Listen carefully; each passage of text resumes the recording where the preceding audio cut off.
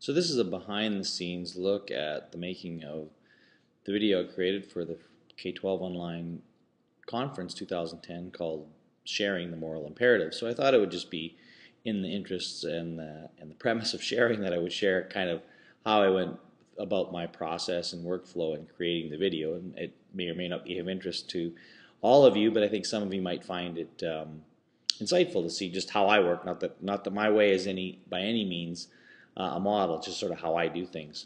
So of course, when you're asked to do this kind of work or to present a keynote, it's challenging and daunting. So I sort of started a document inside of Google Docs where I called it, you can see here, it's still called K-12 Brainstorming. And what you're going to see right now, of course, is pretty much the finished transcript. But if I go back to my revisions here and show you where this sort of began, when I sort of started and kind of how this evolved. I think probably about, if I just click that revision there, you'll see I sort of had some things that I was just sort of tossing around. So I knew there's some people, some ideas that I'd had, and you can see there I sort of went ahead and started writing and kind of went through that process. I'll just jump ahead. I have no idea what I'm looking at here. When I click on a few days later, I changed a few things, kind of narrowed my focus a little bit around what I wanted to do, and then really began the writing process. So for me, it was really about finding that narrative, and you can see different parts I've added here along the way. I'll jump ahead quite a bit here, and you can see the evolution of the document, kind of how it's gone, and probably at this point it's pretty close to where I'm going with things, but again, not entirely. And then finally, the last transcript actually is pretty close to word for word what I did end up sharing, and actually I think it's being used in the .sub video as well for translation purposes.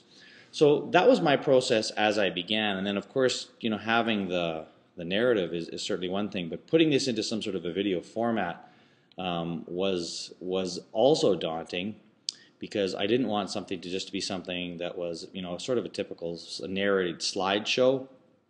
I wanted to try to frame and contextualize it. So let me just show you maybe the insight on sort of how I went around that, how I went about doing that. Where I really struggled was what would be the wrapping or the style, if you will. I'm not even quite sure how to describe it, other than simply presenting the idea in that raw kind of form, in a text form with the images. I want it stylized, I guess, in some way, and I struggled with what that would work. I thought about doing some shots outside, and if you look at past K-12 online, if you look at, for example, David Warlick and Clarence Fisher, they both use their surroundings in a really interesting way to tell their story. And I wanted something like that, because I think that's what makes this style of presentation unique and different from a regular keynote, or a live keynote in particular, and even the way we do online presentations. I mean, there's no doubt if you've done it, it's difficult. So I wanted to try to figure out how I was going to do this in a unique way, but not in a superficial way that just was for the sake of using it. So and I'm trying to think of where I even came up with the idea of cutting away to the actual making of what I was doing during the process. And I mean, that was part of the behind the scenes. And I've done things in the past where I've used 2 or 3 cameras, and I've used one camera particularly, and you'll see it done oftentimes in interviews and largely in that context, where the camera is sort of giving you an overview or an inside look, if you will, to what's going on. So we're not trying to hide you and gloss it over with lights and so forth, but you can actually see, and you feel like there's an honesty and an openness in the production. So that was kind of what I wanted to go for, and so that's when I began using some of the idea of a start to finish process with the story weaved in between.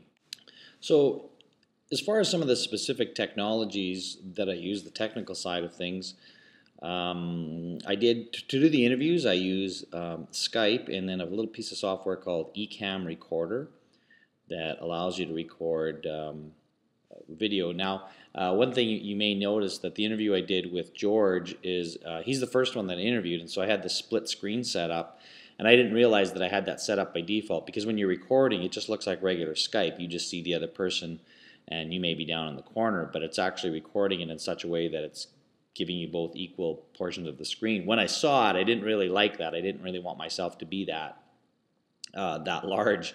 And so when I began interviewing the others, I switched that preference to have myself in the bottom right corner. And I would have left myself up in the corner, but the way the screen size ended up, I had to crop it and just crop myself out, which was fine because they were really the story there. They didn't need my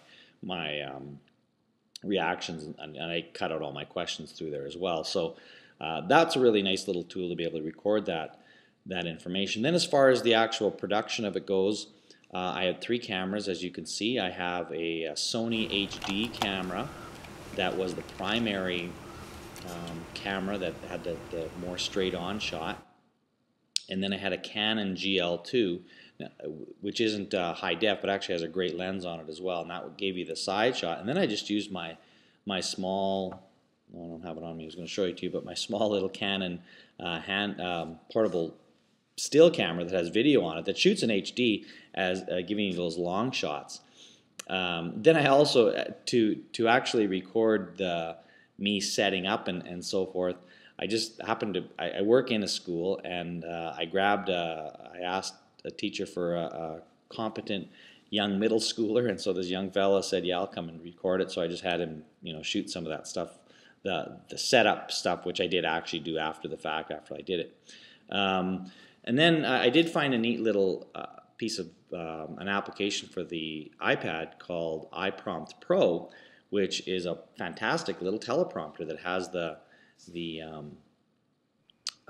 you can put in any document, and you can set the speed and scroll through. So it was really nice because I'm able to look at the camera and yet I was reading word for word, and yet it didn't look like I was looking off to the side, which often happens when you have to position however you're going to do that. But that's a really neat little application, so I was quite pleased when I had seen it before and I knew I had it, and this was a really good opportunity to try it out. I should mention the fact that I did use a wireless mic for my recording as well. You can see me wearing it there, and it's a Bluetooth mic that goes with my Sony camera, and I really recommend people using some type of a mic as opposed to the built-in mics. And if you've got a boom or some other type of accessory that you can use for audio, that's great. But if you really want to capture good audio, a good mic is required, and this wireless mic works really well too. So that's more or less the hardware side of things. And then as far as actually editing it goes, so I wrote the script as you saw. I shot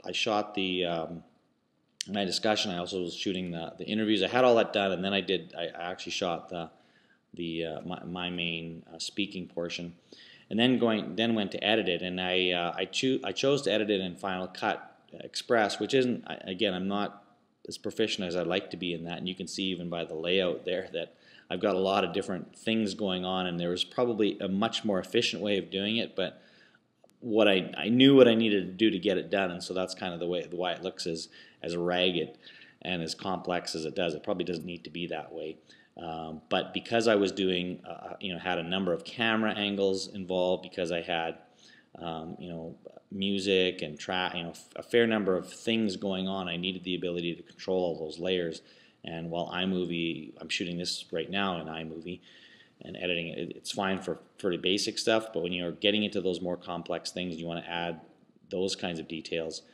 Final Cut seems to be a much better product. That's more or less the background of how I created the video, and so I hope that's useful for some. And if I didn't answer your question, or you have clarification or whatever else, please leave a comment. I'll be happy to respond if I can. And again, just to be clear, I don't say that the way I approach it is any type of model that people should adopt. It's what worked for me. And so if you actually see this and say, hey, you could do this a lot better by such and such, I'm happy to take your advice, because I'm always looking at how to make the workflow better. But I think the process is important, the idea of the brainstorming and the writing. And I did some offline stuff too, which I don't even know, maybe I I'm not sure if I have any of those, if I documented any of my offline stuff, because the offline planning has become an important part of that process too, even before I sort of start the writing. But I also carried my my iPhone notes taker with me, and I was constantly, anytime I kind of came up with an idea, I'd put it down there. So I didn't incorporate all those ideas, but it was just my way of brainstorming before I sort of came up with something that I thought was reasonable. And at the end, I mean, I think it was okay. I was pleased with it, and I'm glad I've got lots of positive response. I think there's a lot of things I probably could have done better. I think I could have tightened up the whole thing a little bit more. Some of the transitions and things that I was trying to express, I don't think I articulated quite well. But again, the beautiful thing is people have already blogged about it, commented about it, and have got me thinking about, yeah, that would have been a better way of saying that. So in this world of sharing, we have to be good with the fact that people will improve and should improve upon our ideas. And hopefully the next time I do something like this, if I'm ever asked to do something like this, again, I will do it better and be largely because of the feedback that folks have provided. So anyways, thanks for your time, and I hope this is worth it.